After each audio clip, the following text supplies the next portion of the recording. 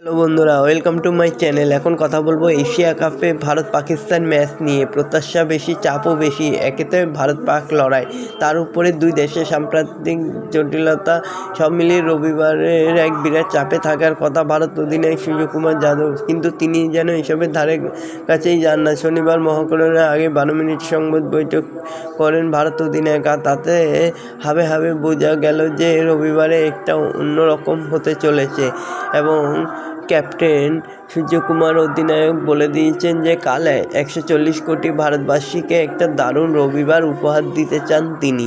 তো বন্ধুরা, এরকমই সব খেলার খবর প্রতিনিয়ত জানতে হলে চ্যানেলটিকে অতি শীঘ্রই লাইক, কমেন্ট, সাবস্ক্রাইব করতে ভুলো না। আর বন্ধুদের মধ্যে প্রচুর পরিমাণে শেয়ার করে দাও, যাতে আমার 4000 ঘন্টা ওয়াচ টাইম খুব শীঘ্রই পূর্ণ হয়ে যায়। তো বন্ধুরা, সূর্যকুমার যাদব 140 কোটিকে একটি দারুণ রবিবার উপহার দিতে চান। পাকিস্তানের নাম না